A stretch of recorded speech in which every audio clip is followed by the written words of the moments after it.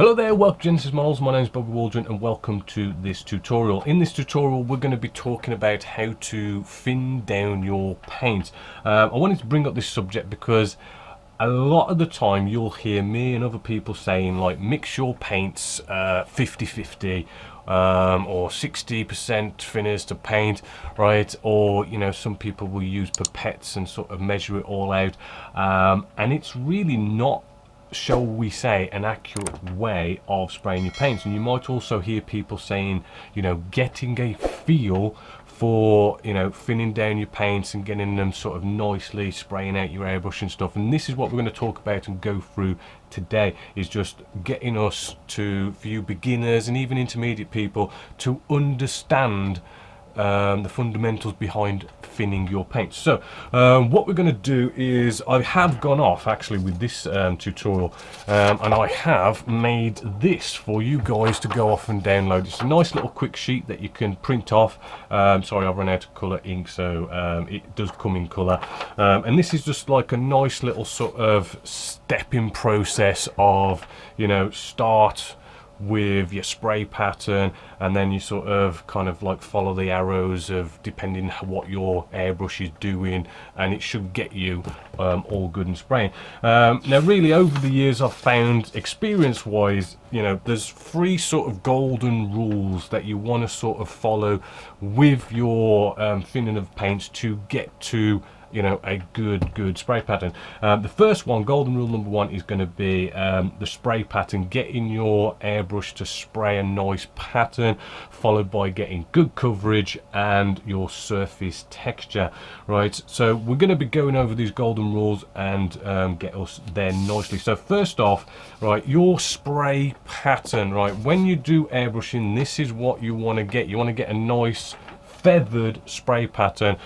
This is what we're talking with a nice feathered spray pattern. We can see that it looks feathered, right? It sort of blends nicely, not like this. This is like a speckly spray pattern. As you can see, it's all speckly.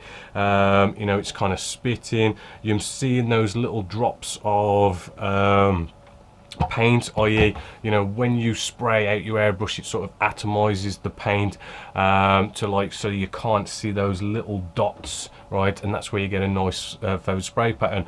But if you've got a speckly one, that's where it's not powerful enough, or maybe the paint's too thick so it goes all speckly like that. Now with this one, right, the ways to get around it. So yes, we'll always, when I'm going through this, by the way, this is sort of going to be like a general sort of base coat. So when we thin our paints, we'll probably always start off with, we'll thin with some thinners, always thinners first, right? Because what we don't want is when we put our thinners in, sorry, if we put paint in first, there's a little reservoir here, and that can actually sort of like start blocking up your needle. So thinners in first, followed by some paint. Normally it's about a 50-50, but you've got to take this sort of 50-50 that we use here as a guide, right?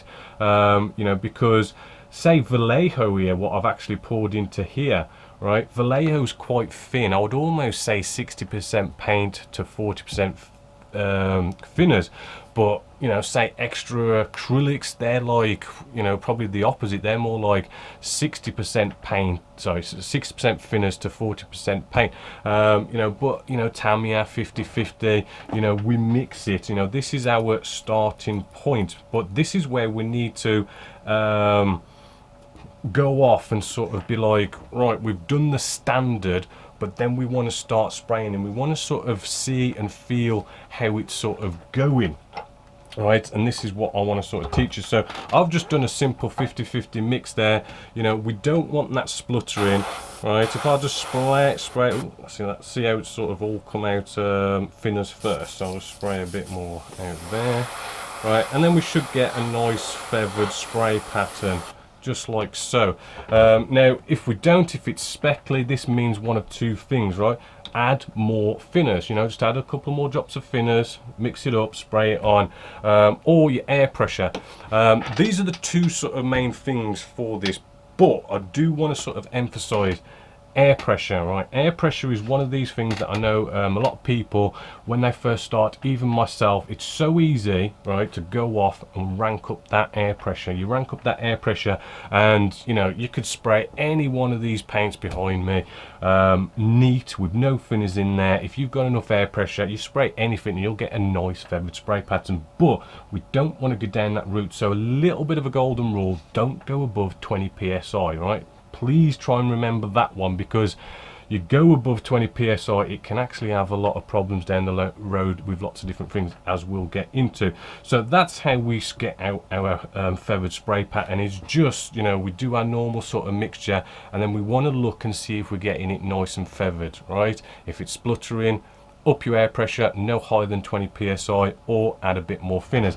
The next one is coverage. Coverage is all about sort of, again, showing you a couple more indications of how you're airbrushing. So coverage, what we have here, I've got a couple of free examples, right? When it comes to coverage, you normally want to be spraying your model and having good coverage done within about 2 or 3 coats, right? Not including the feathered spray pattern. You know, you kind of do a light misty coat first, not including that one. 2 to 3 normal coats, right? And that would be, look, you know, this is again where we get the feel. It would look a little bit something like here in the middle.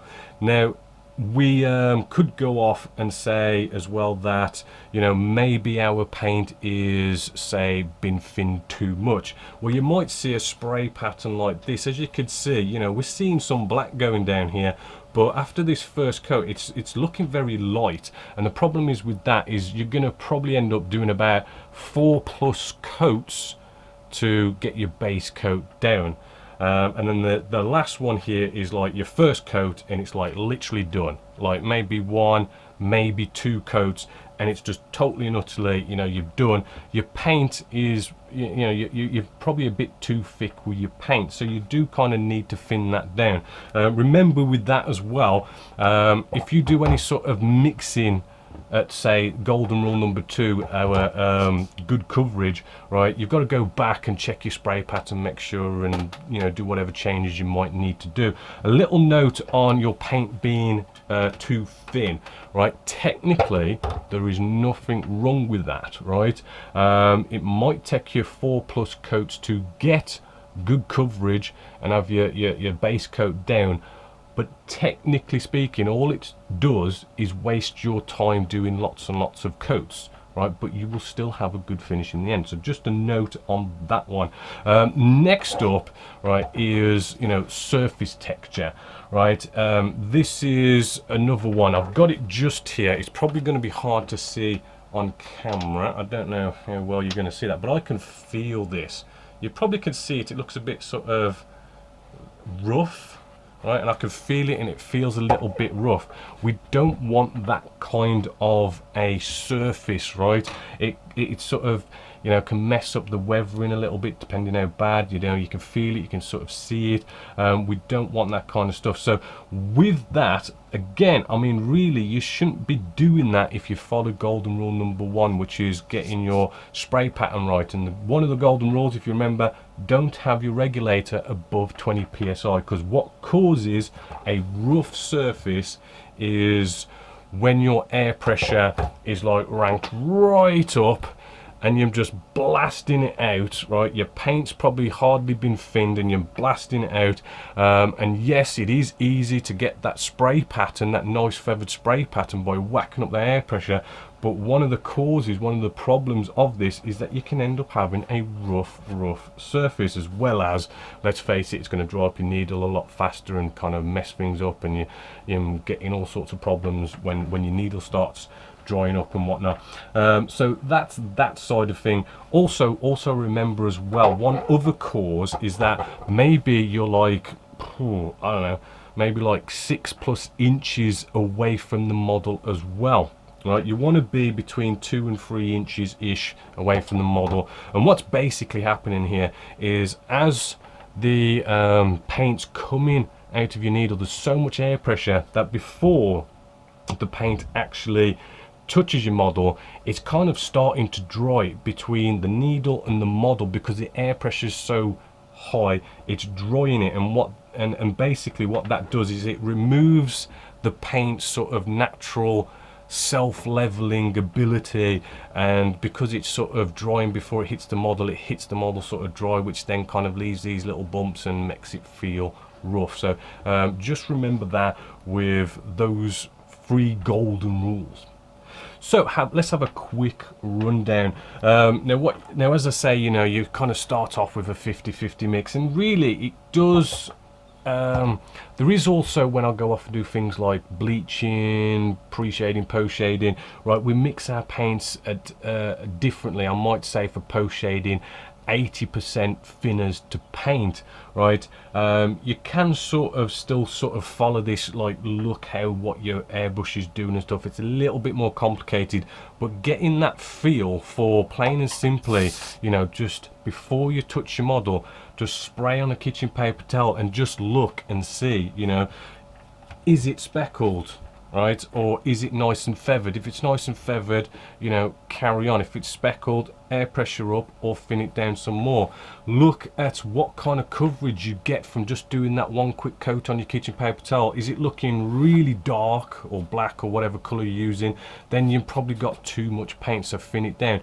You know, if it's looking sort of somewhere in the middle, like the Goldilocks zone, you know, you're all good. But yes, if it's looking really thin, you might want to add more paint, right? It's just looking at what your airbrush is doing and getting that so-called feel for it.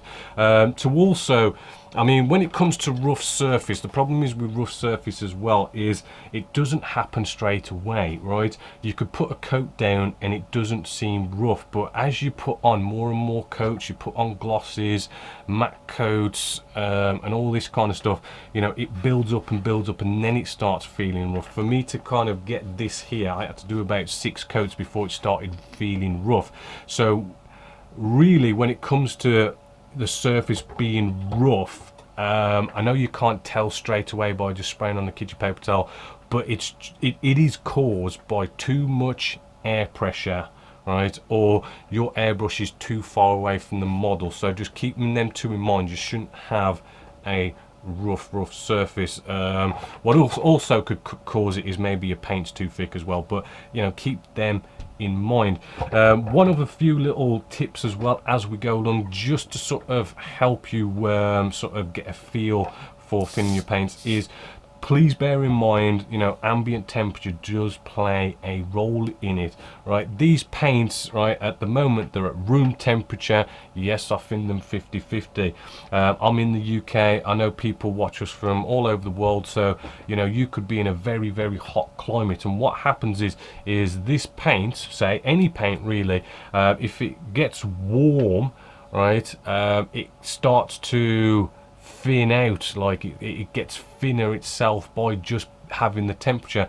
Big example of this one is, I know some people who like to get like an ultra shine finish to, say, cars, right? They'll go off, get their paint, maybe put it in some really hot water to sort of warm up the paint, leave it, and when you get the paint out of the really warm water, you know, it feels really nice and hot. And what you can do, right, is you don't have to add thinners. You can pour the paint straight in neat, because the heat has thinned it down enough to spray out the airbrush nicely, and you can get these really nice, really smooth, high gloss finishes.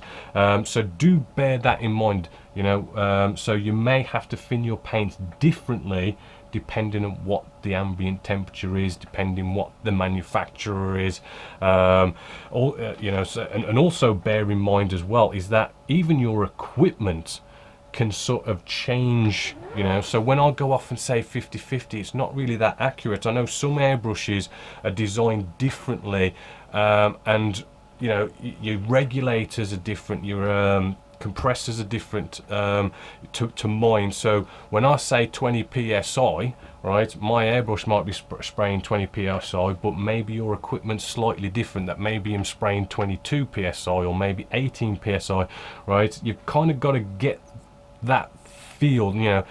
PSI is kind of like, don't go above 20 psi. You just got to look at how it's spraying and how it's going down. Really, that's how you want to sort of go by, and that is the best way. And I know this all sounds complicated. I went through it when I first started. You know, you kind of got to sort of learn it, and you get, you know, people say it, you get a feel for it, you kind of get the experience of just seeing and looking how it's going down, and eventually, you know, you're literally just kind of like thinners in, painting, quick spray on a kitchen paper towel, and you're away, not really doing any corrections. But at first you might add a little bit of this or a little bit of that, but in all fairness, even I today, you know, I still have to go off, and now and then it'll be like, oh, I need more air pressure or less air pressure, maybe a bit more thinners or paint. You know, even as you go along, you're still going to have to, you know, probably come across those situations. And as well with ambient temperature as well, always a good one. Get out some retarder, put 1 or 2 drops in there, and what that does is it slows the paint drying time down. So if you are in a hot climate, I mean, really what it kind of does as well, it stops that rough surface, because again, if your paint's drying before it's hitting the model, not having enough time to sort of have a little bit of a self-leveling, that's what causes like rough surface as well. So a bit of retarder will slow that paint drying down time to give you that bit of a self-leveling effect on your model.